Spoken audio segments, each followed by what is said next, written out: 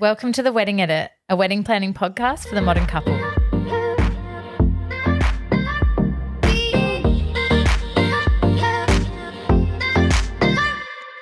All right, today we are speaking with the legend that is Matt, owner of Venue Productions. Welcome Matt. Thank you. Thanks for joining us.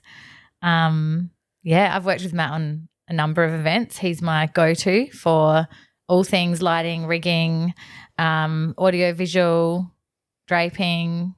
Yeah. What else do you do? General theming. All sorts. And also a very creative mind. So I'm always like, Matt, will this look weird? Will this look good? It's great. So I think a lot of couples probably don't know a lot about what you do and what's involved. So my first question is, tell us what's the biggest misconception that couples have when it comes to lighting, rigging, draping, those sorts of things. It's a really good question. I was thinking about that one on the way here quite a bit because I was trying to think about how I would word my response to that. I think probably the thing that we see a lot is people seeing a photo on Pinterest or always. Instagram and then not thinking about how they can take that thing that they've seen in one spot somewhere in the world and understanding that that's not always the reality in every venue or every space or every situation or weather. 100%. The draping that you see in like a Tuscan outdoor villa that's probably a shoot for Vogue. Yep.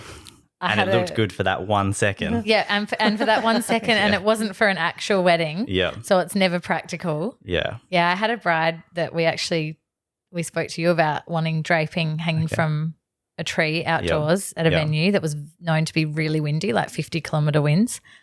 And terrifying. We discussed it with them and we actually had to talk them out of it because we were like, it is not going to look good. You're going to have photos of you with fabric whipping you in the face. So yeah, and that I find is probably one of the biggest challenges is explaining to people that they can't always have what they want where they are going, and even the challenges of, certain ceiling heights in certain rooms and complexities around what you can and can't hang in a certain space will greatly affect, like some people will send a photo that's been done in like a convention center and then they're getting married in a ballroom that's only 3 meters high and it's like, well, you've got 10 meter high ceilings versus 3 meter high ceilings. That's not possible.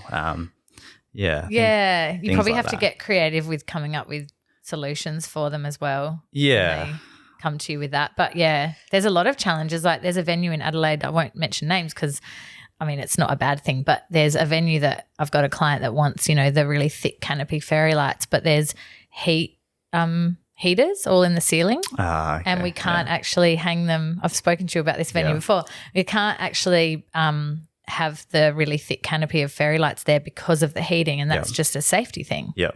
So unfortunately, we do. It's good. It means we get creative. So I think it's really easy for couples though to like look at things online and be like, oh, this is really pretty, but not really know what the logistics behind it is. 100%. Yeah. Be like, I just want it to look like that. Yeah. So, but I think it can sometimes be really hard. Like, especially if you had like an open paddock and you want some hanging lights, you have to actually install something to hang the lights from. You need a structure. Yeah. And then if you want it to be that beautiful outdoor, like with the fairy light canopy, you need to think about where your tables are going to go because there's going to have to be poles. Otherwise, you've got this sagging situation. And some of that stuff as well tends to, like, we've had quite a few of those recently. The open air trend seems to be quite popular at the moment. Yeah.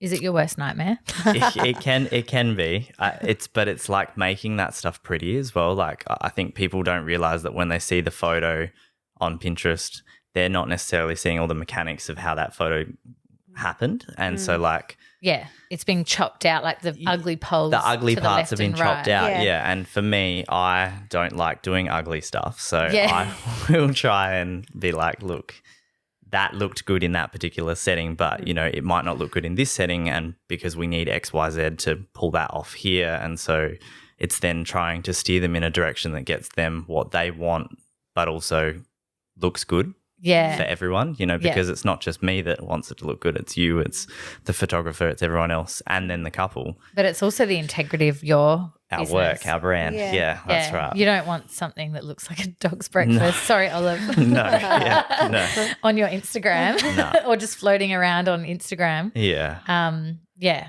Cool. So, Matt, what are some key things couples should consider when it comes to their wedding day lighting?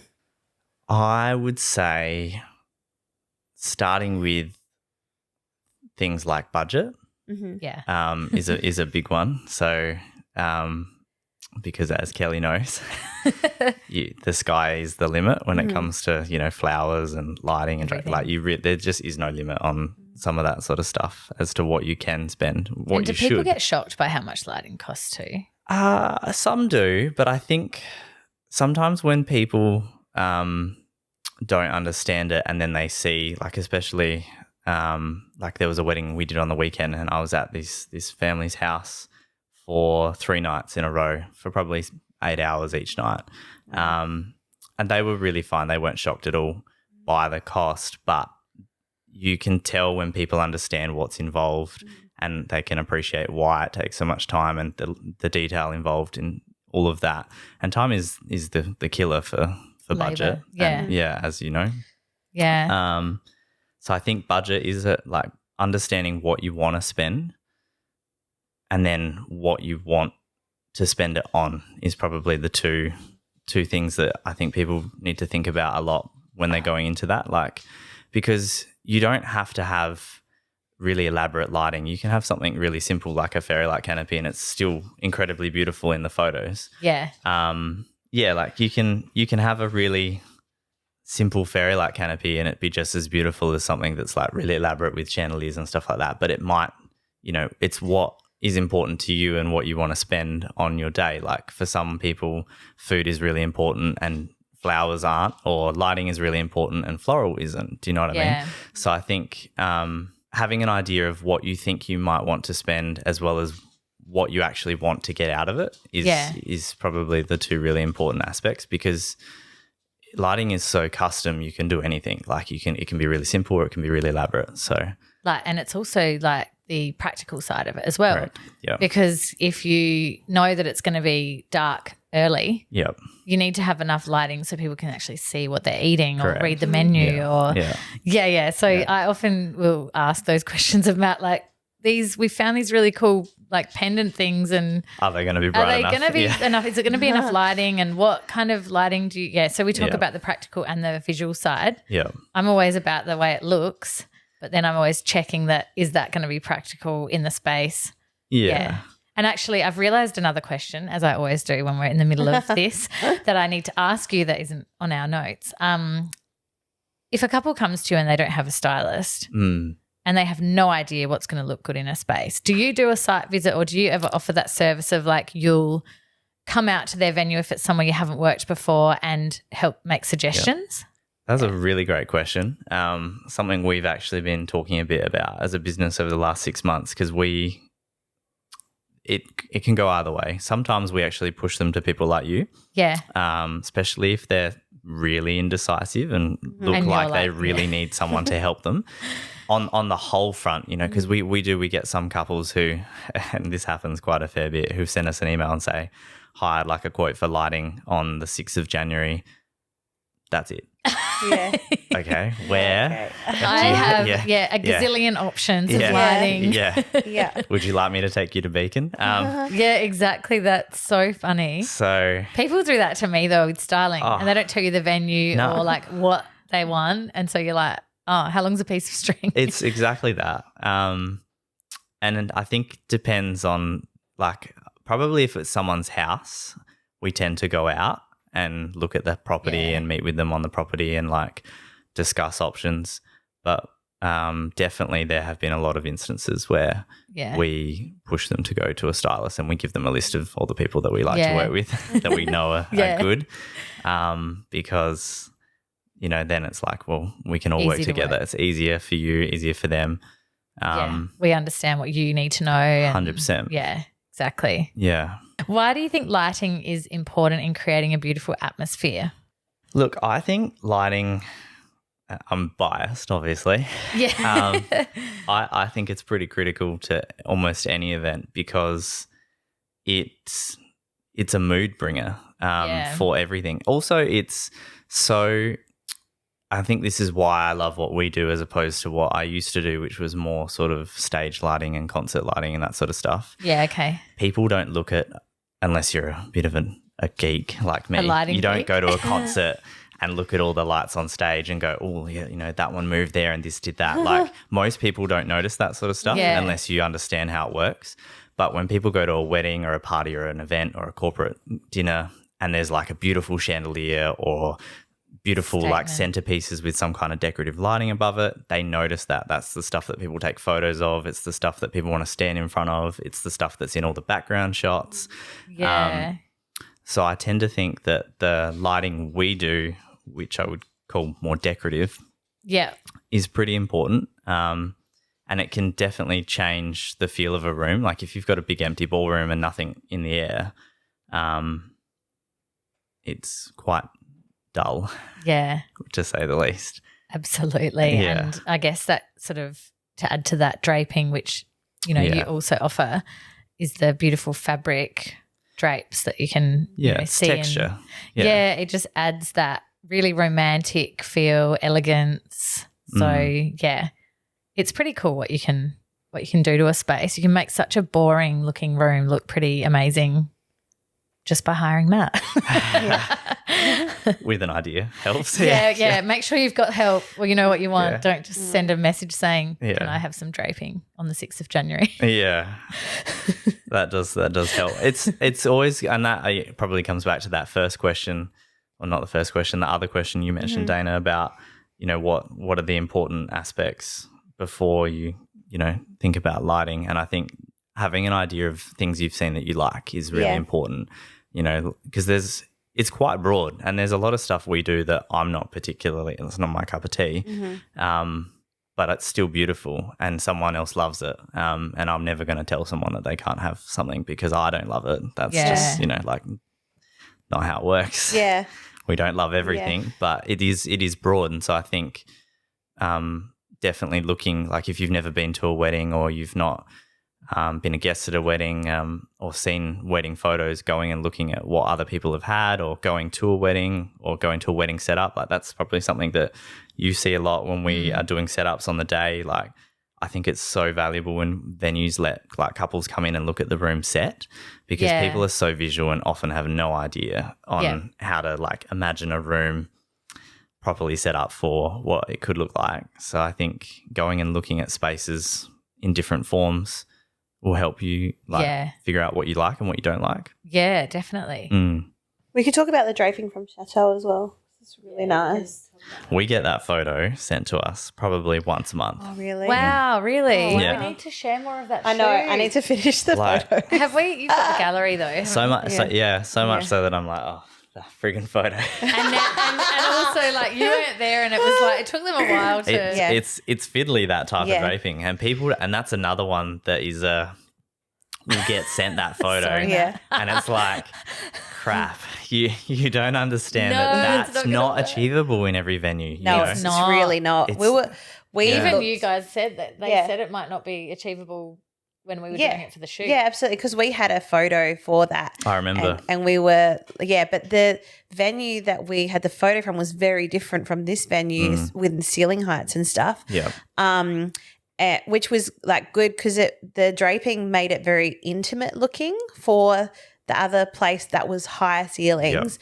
But with this, it's lower ceilings. But we went and had a look at it and we were like, well, okay, where can we hang it from? And luckily Chateau Poly's got like lots of beams and little, which is rare, little things that you can put things on. But hardly any venue is like that. 100%. And then if you do have a higher ceiling, you have to use so much more draping. Yeah, we need to show that photo, Doug, in the on the YouTube in clip. The video. So we'll have to put that photo. It's one that Dana took actually. So how convenient. All of our work great photo. in the one room like that we're referring to. It is like, is that the sort of draping, like I know we're going off on a tangent here, but is that the sort of thing that you could create in a marquee type wedding? because of the points and the Similar. I mean, if you Yeah. think about that one we did for Maria. Maria. Yeah, the client. Maria's wedding. Yeah. Yeah. Similar sort of vibe. I think, like Dana was saying, the luxury you have at somewhere like Chateau Apollo is the beams, and having to really get those sort of like pinches and pulls in, you need a lot of close points. Yeah. So you could probably pull something like that off in a marquee. Would I want to do it? Probably not. But No, in that heat as Yeah. well, like Yeah. in a clear roof marquee. Yeah. But, we'd probably have to get creative with like string lines and putting in lots of different attachment points to be able to pull it off. Yeah. Yeah. See, there's things that you can do, which is great. Like you're like problem solving straight away. Yeah. But whereas a Make it venue work. like Lloyd Brothers Yes, know, which it's I've got one that wanted that type of in draping. Lloyd Brothers. Yeah, it might even be It for would you. be so expensive to do because you'd need Yeah. a lot because it's so high. Yeah. Yeah, and I had said to them, look, we'll use those steel lines that are running across the room to try and pull something off, but it won't. You'll never be able to replicate the exact style of draping from one venue to another because it's just they're so different, Yeah, that's right. Yeah. But that particular tablescape was really only good for an intimate wedding anyway. Yeah, that Yes. we did. Yeah. So It would have been very expensive to have 100-person wedding with that. 100%. Well, because we Yeah. had, handmade ceramic candle holders. Oh, and, yeah. so everything was just quite premium was on that very table. luxe. Yeah, it was. So yeah, it's definitely when you say look at Pinterest photos, it's not always reality. I don't think it was very practical to actually eat at because I think if anybody knocked over the ceramics, it's like $200 a piece. Yeah. So, we were very nervous working with all those we products. were like, don't touch anything.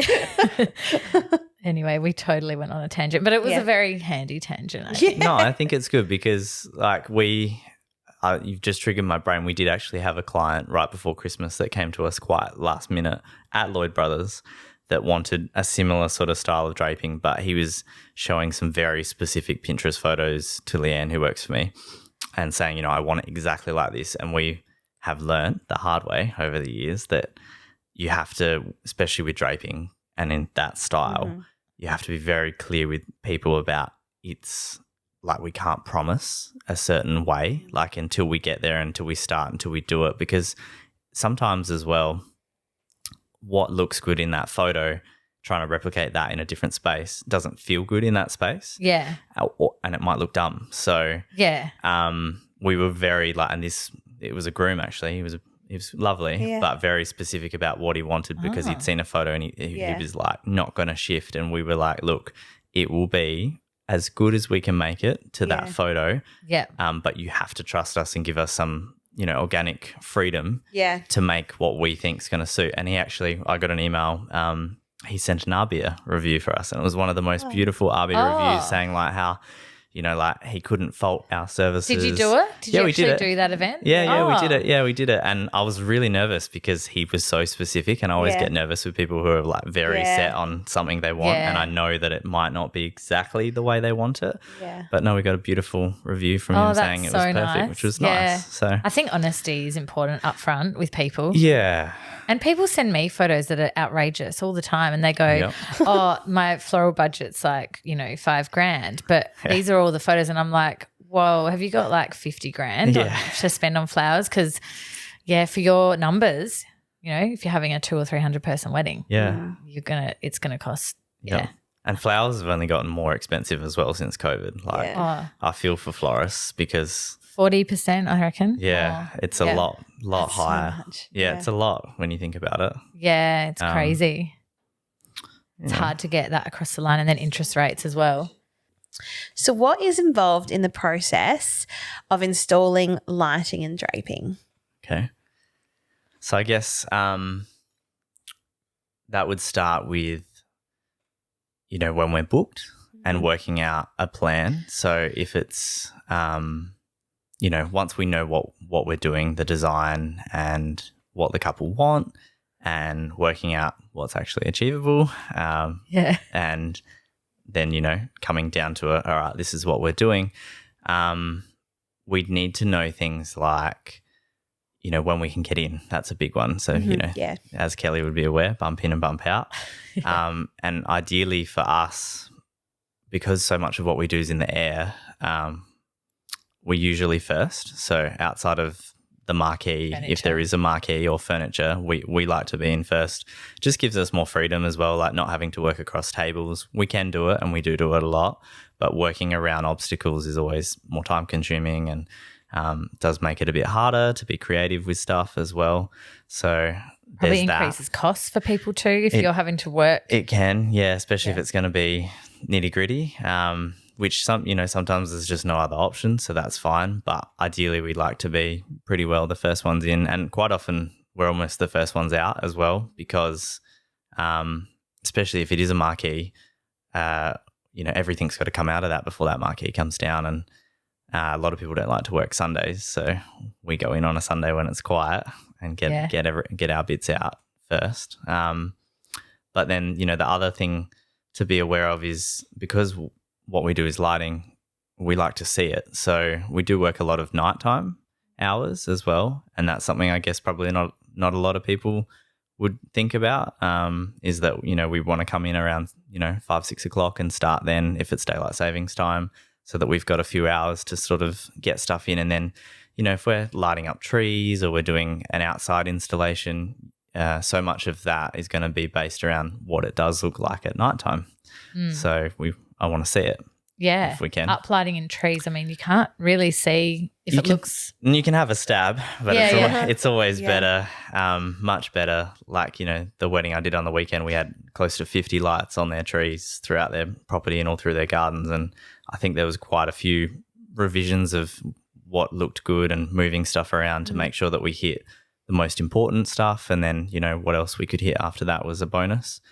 Yeah. So I would say the process for us is really, working out what you want, what's achievable, what can you afford, and then, okay, this is the plan, and then executing that plan, getting us in early, and then quite often, especially on the bigger weddings, as Kelly would know as well, there's usually multiple edits, I would call them, as the plan unfolds, because sometimes it's not until you're in that setup phase, and this was particular for the wedding I did on the weekend, as you're going through the motions of, there's a dark spot there, or the toilets didn't fit where we wanted them to fit, so now we're going to put them in a different spot, but there's no lighting over there, so we now need to figure out a way to light that spot so the guests can see to get there, or the bigger sort of outdoor weddings or private property weddings, there's definitely quite often room for additions. Yeah. As you go. Absolutely. And I mean, now if I ever did another one like the one we did together, I'd always suggest, if it's a private property or your own property, if you can start bumping in the marquee like a week earlier. 100%. The earlier the better. Yeah. Because then you have room to come in a couple of times through the week, just as the toilets rock up, you can troubleshoot. Yeah. And you have to, because when you're working in an environment that you're building, so much can change, and the weather, and, not foreseeing things like something in a marquee that you want to hide. And that's something I think is really important as well for couples to understand, like even with the weather and just styling elements, having a bit of a buffer. And this is something that there's a couple of stylists we work with, and I'm not sure if you do this, Kelly, but I think it's a great idea, and I've heard this talked about a bit recently, having in their contracts like a sort of a 10 to 15% margin of spend available, so that if like the weather's looking like it's going to turn, Kelly has the ability to turn around and go, right, I've got my buffer. We can get heaters or umbrellas, or, I don't need to worry about getting approvals for all these extra spends. It might, only be a few $100s or a couple of $1,000s, which does sound like a lot to some people. But when you're spending X amount on all of this stuff, having the ability to just make decisions on the fly and fix things and problem solve visual issues. It's important. It really is. That stuff does make a difference. Yeah. Like extra draping to hide framing of a marquee that you didn't know was going to be there. It was going to be there, or, stuff that they couldn't cover. So, yeah. Yeah, definitely. That's a big one. That's a good point, actually. So, Matt, rigging is something a lot of couples and even some suppliers don't know much about. Agreed. And they're not aware of the fact that if on Pinterest a hanging floral installation in a space, it usually is attached to a structure that someone who is qualified has rigged up to the ceiling. So, I mean, when I first started out, I didn't really know much about this, but over time, you know, it's one of those things that, I would absolutely never try to rig something myself, and I'm not really that comfortable with a florist doing it without someone qualified.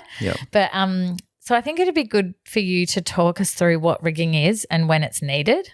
Yeah, rigging is such a broad thing. I would say by and large, most of our rigging is around things like floral installs, as well as then obviously the services that we provide, like hanging chandeliers, draping and fairy lights.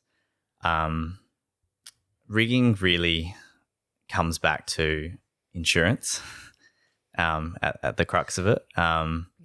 Because its importance is based around who is doing the rigging elements, having a license, having insurance, and then meeting the requirements of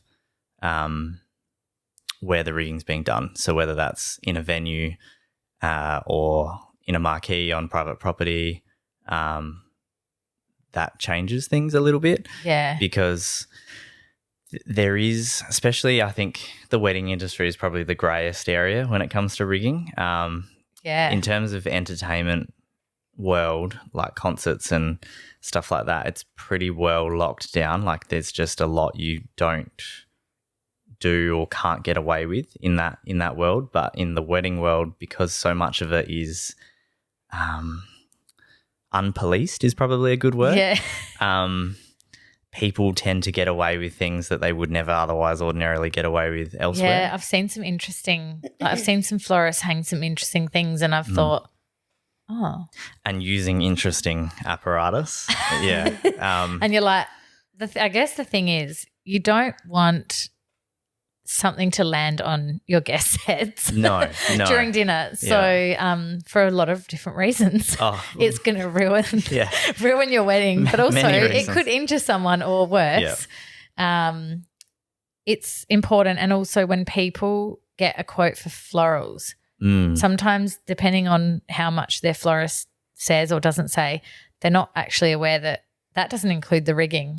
So that's just including the flowers and the labour to create it. But you do have to discuss with your florist or your lighting supplier or both what structure are they sorting all of that out between them and how much is that going to cost? Because generally we would get someone in like Matt to hang a structure, but there's a lot that goes on in the background, planning and discussing. Very much so. I love creating rigging structures for florists because it's so like unique. Each of them are so different, and it's I think it's actually quite a privilege because it teaches people to think differently. Like a lot of florists don't think about gravity and weights and stuff like that, and it teaches them the importance of thinking about before they do an install. And bearing in mind as well, you're usually working with highly creative people who don't understand that sort of stuff because it's just not what they think of. Physics. It's not a thing that they think about. So it's actually kind of cool. Like I'll spend a lot of time, especially on some of our bigger weddings, like sitting with florists, and this then comes back to the planning process and what we talked about before. What does the client want? What's the inspiration photo?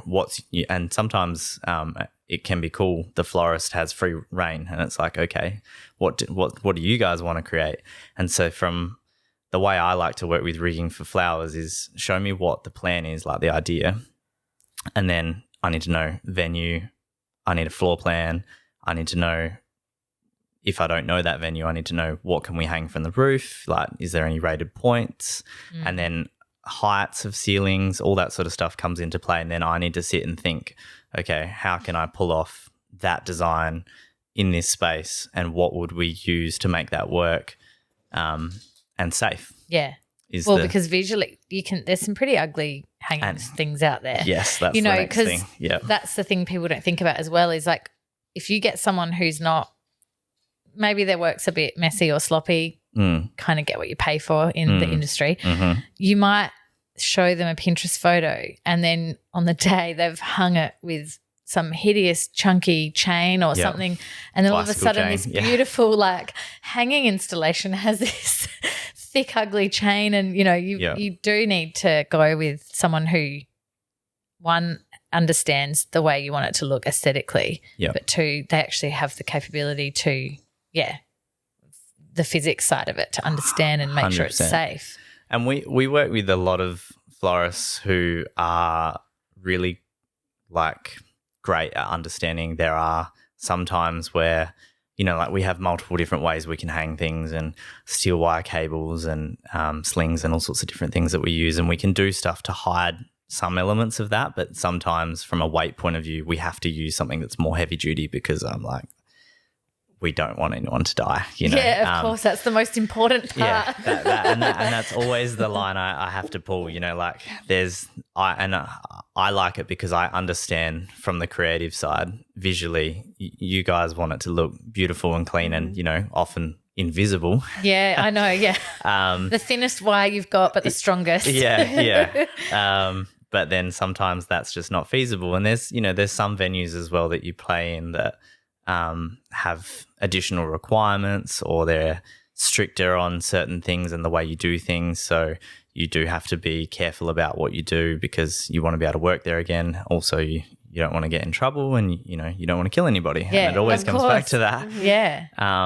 So it is quite a broad thing, but and complex, isn't it? Yeah. Because some venues it's like, we can't let your rigging person come in until it's time as well. I think sometimes people think that you can just whip it up in 5 minutes. Yeah. And it's like, no, like some venues have got, events on the day before. Yep. So it's like clients need to consider that there has to be time for you to get in and actually do what install we need to it before the florist comes in. Yeah. So it's pretty complex. And it's not something you want to rush either. Like, of all the things we do, it's the element that if anything keeps me awake at night, it'll be the rigging element, because it can make or break a situation. So I definitely think, we had an employee who used to work for me, and he'd come from a predominantly AV background, like working concerts and events and stuff like that. And he always used to say to me, after about a year of working with us, he'd say, I just don't know how more people don't die at weddings because it's so unpoliced. That scares me. And he, the things that we would see and stuff done with string and zip ties, and string and zip ties are applicable in the right setting, but there is, I think, also a lack of understanding, especially from some of the newer florists, and this is something we've been talking about doing for a while, is doing like a little bit of a guidebook on rigging that we can give out to florists and say, this is some of the structures we do, this is how it works. That's such a good idea. And, this is the way stuff can be hung, because some of them just have no idea. And it did used to frustrate me in the beginning, but then I realised that you don't know what you don't know. So that would be so handy even for me when I'm working with florists. So that's one of my winter projects for this year, is to have a little, pamphlet. Don't give all your secrets away, man. No. Make sure it's out before this episode. Yeah. Don't worry, this will be a couple of months down the track. So you've got a couple of months. So that, I think that is important. And weight is the big factor. Like, people don't understand like what 100 kilos of flowers looks like. It's not as much as you'd think it would be. Do you know what I mean? Because of the oasis. Blocks are full of water. Yep. Is rigging expensive? It's probably like, how long's a piece of string? But it doesn't have to be. No, like I would say, and I'll throw out a random figure just so that people have an idea. Yeah, like we would, on average, I would say like a basic rigging install for us is somewhere between $500 to $1,000. Yeah. And that would include us speaking to the florist, discussing the design, working out a plan, drawing up a plan, doing the quote, and then doing the installation, and then also coming back and pulling that down. What we don't normally include for something like that is removal of flowers, and this is something that does tend to be a bit tricky. Some people and some it's florists, a grey area for sure. It is a real grey area, and it does vary from florist to florist as well. Like there's a lot of florists we work with who will do a hanging install and they'll charge the client for the hanging install, but elements of that install are preserved or artificial, and they reuse those elements. So they'll bulk out that install to make it look even more epic than it probably would have been if they'd just used the fresh stuff that they've bought, but they want those elements back. So a lot of those florists will actually have a person that they regularly use that goes back after the wedding and pulls out all their preserved stuff and cuts it all down ready for the bride to come back and get it, or they'll dispose of it.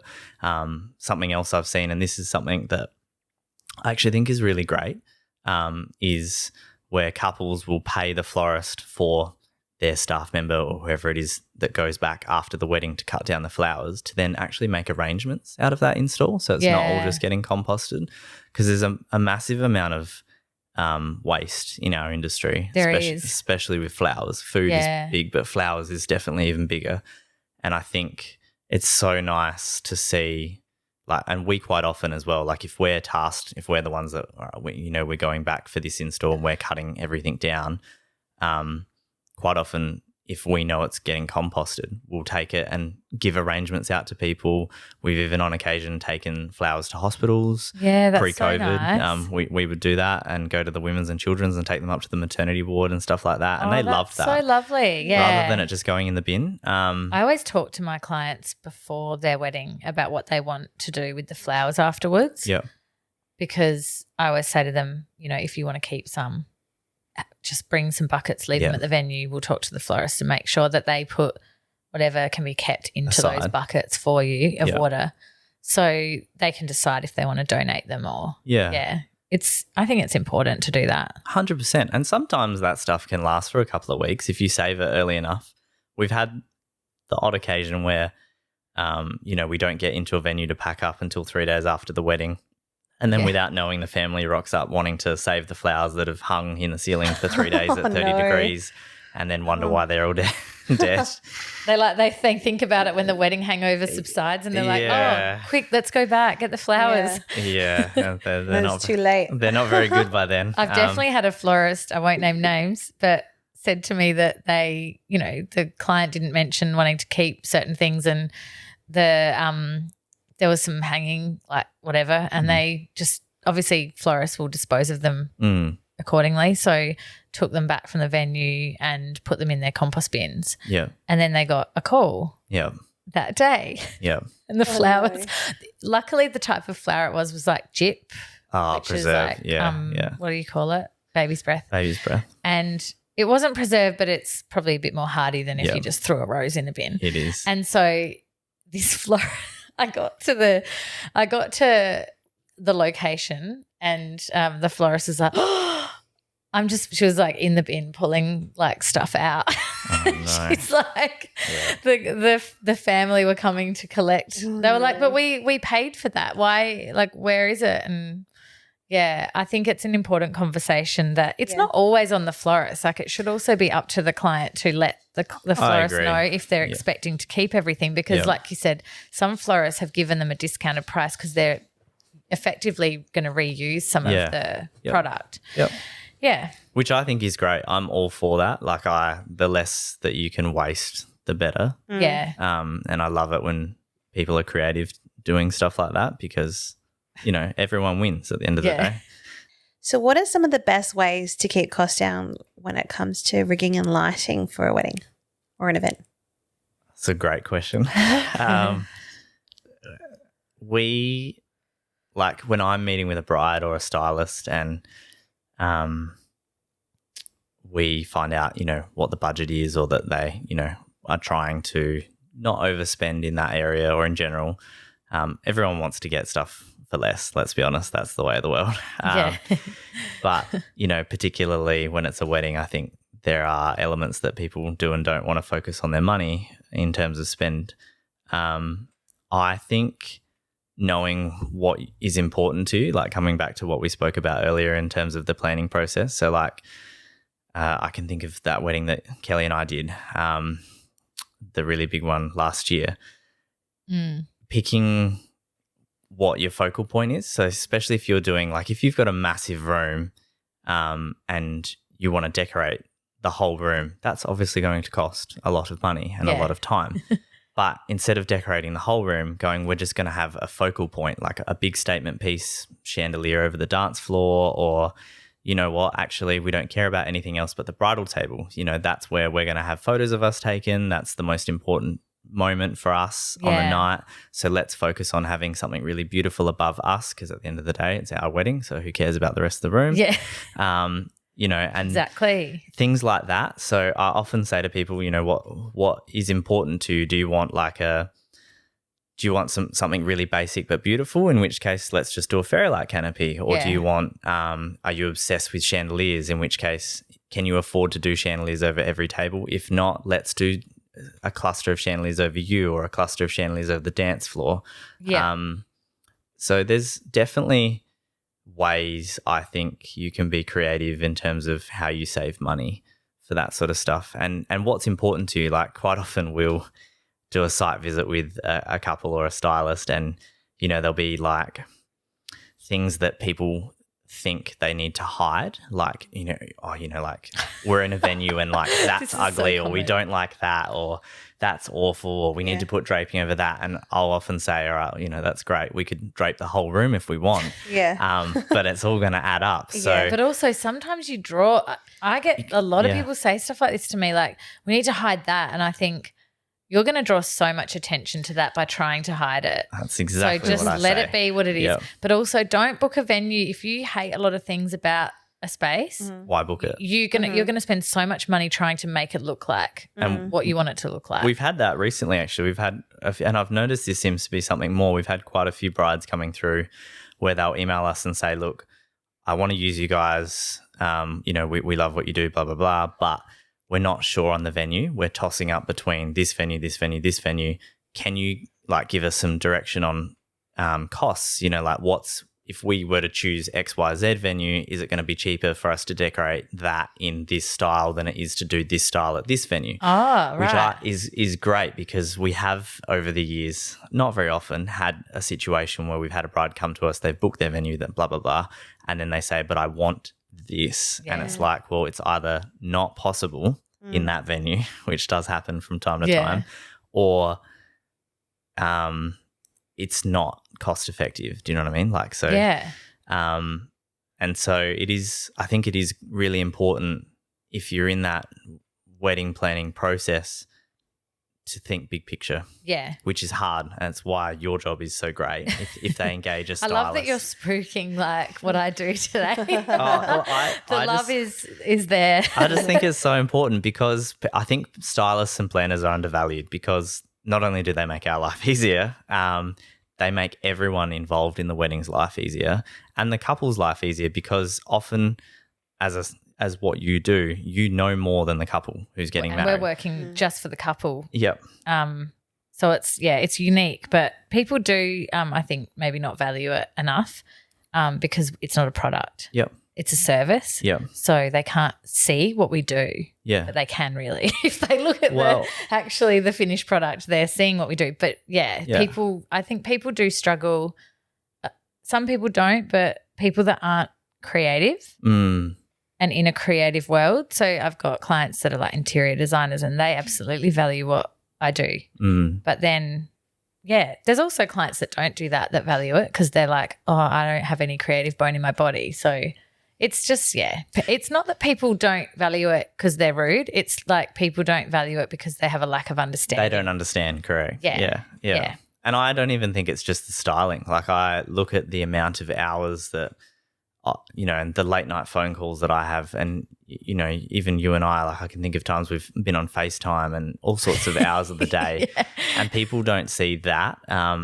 We need to share that. Yeah, I was on the phone to Matt. Yeah, like, and you often will send a photo like late at night of it's all set up, ready for you, like of an empty marquee with all the lights in, and it's so nice. And we never send it to the client, because I always think, I You want don't it to be wanna- a surprise. Yeah. And you want to sit with all the tables. And It never looks as 100%. good until It's never as good. Yeah. We I often say, like, when we're out on setups and stuff like that, if the bride and groom want to come past early, we don't want them there Yeah. unless they're willing to come in person, like no Yeah. FaceTime. Do you know what I mean? Because what you see on a video or a phone camera is not the same as what you see in real life. Yeah, I think we FaceTimed you about the marquee at that Yeah, you wedding. did. Yeah. Yeah. Because it was like, I can't get out there. It's the week of the wedding. Yeah. More troubleshooting. Yeah. Yeah. But it's the same with photography, flowers. Like there's a lot of what we all do that people don't see. No. So, yeah. There's a one good example, actually, I was just thinking of in terms of saving money and something that people don't realize by having a planner and a stylist involved. This is, again, not spruiking what we do, but in general, there was a wedding we did recently, and I won't name names, but I remember talking to the planner afterwards, and she said to me, they initially whinged about my fee, which I don't know exactly what it was. Let's call it $5,000. And she said, but what they don't realize is that by booking me, I get certain discounts with certain suppliers. And because they spent so much money on the marquee and so much money on the furniture, the discounts that they got from that company and this company and this company was probably cumulatively somewhere between 10 and 15,000.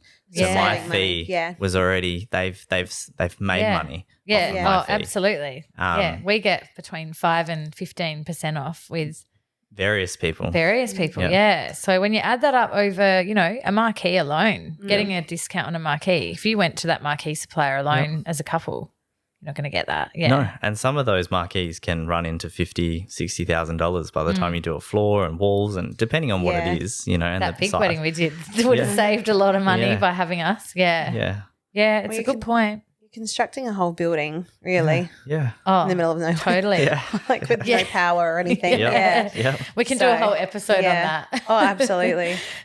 Yeah. Because you think, $4,000 for a floor is a lot, but then you're like, it's actually not. It's not. Like- Nah, when you look at what, Yeah. like I would never want to build a marquee ever, and you can No. hold me to that Oh. on the podcast. Neither would I. It's I need to have a bit of space between dry hire weddings so Yeah. that I can forget all the stress and work. Yeah. Yeah, we can only take on so many of those types of weddings per year because we would have no hair left otherwise. I think they're often more expensive than venues as well, though. they are. Yeah, absolutely. they Way can more be. expensive. Yeah. Yeah. But you have the added advantage of, if you've got a beautiful Flexibility. property and you're sticking a marquee in the middle of it, no one else is ever going to be able to have that view or It's that unique. look. It's unique. But also you do have some labour costs can be a little bit less because you've got flexibility with bump in not having to be like strictly Saturday, Sunday and So it's pros and there's cons. pros and cons to it. So the next question was, so what are some mistakes or faux pas you have seen with lighting, or I could say with draping and rigging, whatever, in what you do? Do you mean mistakes we've made or? Well, look, Probably other people It like duct doesn't- tape. yeah, well, it doesn't. It can just be like whether it's a client or whether it's another supplier or whether you've just seen it online. Like, what are some big mistakes that they don't even have to be big, but I think a mistake is letting the bridal party do any of the rigging, or like, yeah. when they do stuff. Yeah. well, yeah, you Make probably it, try and seen make some it stuff. cheaper. Yeah, I definitely I see value in paying for services myself, like even if I was to get married and I'm not yet. But setting up your own wedding on the day of your wedding is something I think is not a fun experience. no, And not an experience that I think anyone deserves to have. Unless you are really super OCD and you're obsessed with doing it all yourself, then fine, Yeah. go for it. And we've seen a fair bit of that where people are there, like late into the night before or on the day of, running around stressing about you their would day. see all of that. And I just don't think that's fun. But, some people like that level of control. But I would. You would have seen some very interesting situations. Yeah. Yeah. Or, like even the wedding on the weekend, one of them that we had, the bride didn't tell the stylist that she'd booked an extra DJ, an acoustic person. So we'd run power and stuff for one person. And then an hour before guests were meant to arrive, I was getting asked to run power in another location for something else that the stylist had no idea was even there, and they just rocked up. Wow, was it a friend or something? No, I just think some people forget to say things. Yeah. Yeah. Um, Absolutely know about that. so, those kinds What, you have a cake. Where are we putting it? Yeah.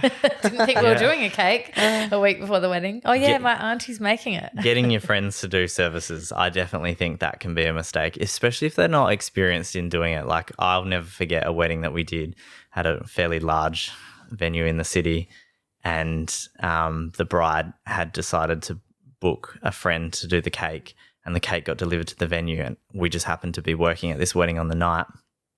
And they went to cut the cake, and it was moldy on the inside. No. And so the venue had to, and it was a big cake. This was like a 300-person wedding, and they went to cut it, and it was all moldy on the inside.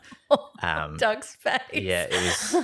I wish we had a camera on Doug now. Yeah, I've that never forgotten. And the venue supervisor was Could people freaking. see it, or was it just? No, it was in the kitchen. Thank God. So they went to cut. Oh my! Yeah, so the kitchen got to desserts, went to cut it. It had been in the cool room, and obviously it hadn't been stored properly or something. Yeah. And that's foul. looked nice on the outside, but moldy on the inside. And because of the type of venue it was, they're like, we're not even going to risk serving this. We so can't. There was no dessert. So they, I think they whipped something up with like ice cream or something like that. Yeah. But can you imagine? Like, yeah, If that was your wedding. yeah. But also, like, I always get red flags when someone says that my Friend, my uncle, sister wants to start doing wedding flowers, and I'm like, have they ever done wedding flowers? No. Yeah. Have they ever done flowers at all? Yeah. And then I say, how do I delicately say to you that this could be a bad idea. This could be a bad idea, not just for you, but for your friend, because if they underestimate what's involved, it's very different to making one floral bouquet. We've had a few times people say, "Oh, we've got this chandelier that we want to use," and okay. In my nana's house, yeah. Is it wired? Has it been tested? Does it work? Tagged. Yeah. There was one actually last year we agreed to hang, and it was this big, beautiful. It was actually a beautiful wrought iron chandelier. And initially they were like, "Oh, we want you to wire it up and put globes in it." Okay, sure. We don't like to do that sort of stuff, but if we've got lead time, Are you an electrician?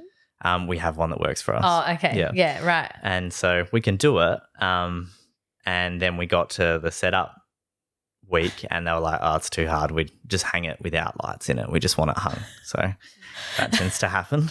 Right. And I think they actually stuck like tea light candles in the top of it or something like that. It looked all right, but Yeah, but could that set fire to the ceiling of the marquee? Oh, LED ones. Oh, yeah. Okay. Yeah. Yeah. That's so funny. Yeah. So I think like there's definitely trying to mix DIY elements in can be a mistake. That would probably be my takeaway from that. Yeah. Question. You can do it, but you have to be, I guess, considered about what you do yourself and what you don't. Yeah. Do you have any advice or tips for couples when it comes to their rigging or draping or lighting for their wedding day? Such a broad question. Yeah. I could sit here and talk for hours about advice that we've got. I honestly think it's really important to think about the big picture before you go and lock stuff in, like engaging a celebrant and a photographer, and even DJs. All those services I consider highly personable, but they can generally work anywhere. But things like floral designs, lighting, the big picture aesthetics of what you want your wedding reception to look like doesn't always work everywhere. Yeah. So I think if I was to give sort of a guide on how to sort of go about planning a wedding overall, it would be think about the big picture and then, work your way down, what do you actually want the reception to look like? What can you afford for it to look like? And thinking realistically about budgets as well. I think budget and overall visual will then tailor what you book. Do you know what I mean? And where you book and where you go. I definitely think it's something that is worth, like I was saying before, going and looking at a lot of different places set up. And if you've never been to a wedding, going to wedding open days, something we always encourage the venues we work with quite closely is to do wedding open days. I'm a big fan of them. Yeah. I'm not so much a fan of the convention center style open days and I haven't expos. been to one of those. No. Yeah. But I think the ones where you go to a venue and you can taste some canapes and you can meet suppliers that venue works with and you can see the room, you know, either partially set up or fully set up, I think those things are epic opportunities for couples to have to engage with a space that they might choose for their day. Yeah. And I think it's hard as well because all that stuff takes time. And as someone like me who's very time poor, I can sympathise with people that's hard to do. But I think when you're spending between $30,000 and $100,000 on a day or more for some people, those decisions are important and also all interconnect with each other because like what you were saying before, Kelly, you know, like depending on where you pick, you know, if you pick a venue that does back-to-back weddings, your costs are going to go up because your bump-in times are going to be shorter, whereas if you do it at a private property and we've got the whole week, cool, no worries. It makes things a little bit more smooth, makes it easier for people to come in and out. There's not going to be a midnight pack-up or potentially a midnight setup, which is not fun for people like me. It also costs people more. It costs people more, Yeah. We have, you know, once upon a time we probably didn't charge very much to do those sorts of things, but now we do because it is quite it's a big ask. It's a big ask to go out at midnight, and especially if we're doing a big setup, you know, how would you feel working till 3 or 4 in the morning? Yeah. Do you want to go and collect cutlery? Yeah, especially if we've got other weddings as well that day, you know, like. And that's quite often the thing, like, and go up and down a lift 17 times. Yeah. You know, and there are some venues where, and again, like this is another important thing that couples don't think about. Like accessibility is huge. Like there's a couple of venues in the city where it takes 45 minutes just to unload, get up 1 or 2 elevators, get into the room before you even start working. So you've got to pay for almost an hour, and you know there might be a security check-in, a visitor sign-in, there's inductions and all those fun things that come with some of those bigger, more, I guess, government-orientated venues is probably the word I would use. Or just corporate as well. Yeah, corporate style. But it's important, I guess, if you know certain suppliers you want to work with. If you already know a couple that you want to work with, it's probably important to say, look, I know I want you. Yep. What would you work at, you know, XYZ venues, because there are some places that some people won't work at because it's either 100%. too hard, it's not a great place to work. Yeah, and they can't make it look good. It's just simple as that. Sounds really bad, but well, we've got a few venues that we won't work at, and also there's venues that we don't go to because we know out of respect there's another supplier that does most of their work. The work there, so you don't want to. So we'll, you know, quite often we'll get an email and it'll say, you know, can you do XYZ here? Sure is our first response, but have you contacted them because we know that that's their venue essentially. And if they can't do it, absolutely, we're happy to do it. Totally. Because that's, you know, there's plenty of work in the wedding space if you're good at what you do. And I think it's just mutual respect for everyone out there. Yeah. Thank you, Matt, so much from Venue Productions for joining us today. It's been so great having you. Pleasure. It's been lovely to be here and share some advice. Yeah, it's been very good. So good. I feel like I know so much more about hanging stuff now. Don't do it yourself. No, I won't. No. There's a whole world out there, but don't get up a ladder. Yes, I will stay firmly grounded. Thank you. So if you're looking for Venue Productions, you can find them on Instagram, Facebook, and then their website is www.venueproductions.com.au. If you have any questions you'd like us to answer, just send us a DM on Instagram or email us at contact@theweddingeditpodcast.com.au. If you're loving listening to our podcast, we would love for you to give us a review on Apple Podcasts and Spotify.